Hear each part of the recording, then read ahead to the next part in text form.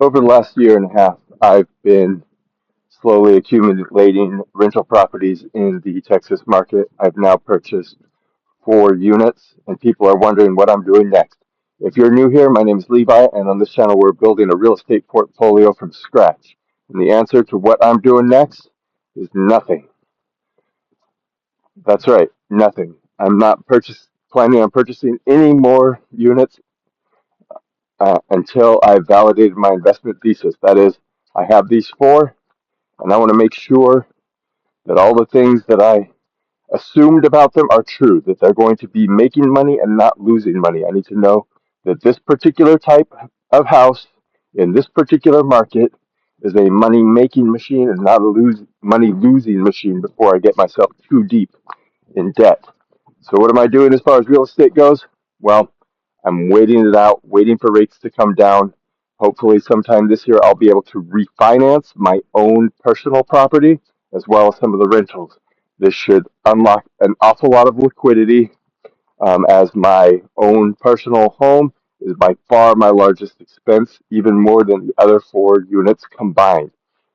So, after I refinance, um, and I can prove that these other rentals are working well, I'll jump back into the market and see if I can purchase some more.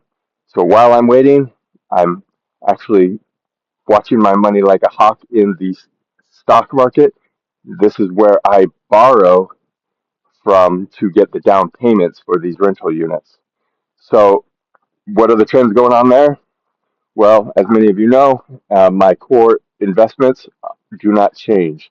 That's VTI, that's the total stock market index. I don't do anything. I just leave it and watch it grow. Around the periphery, I make some subtle changes to see if I can get a little bit of alpha.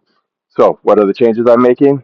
In the American stock market, on the S&P 500, I am rotating out of the S&P 500 market cap weighted ETF into an S&P 500 equal weight ETF. This gives me breadth in the market.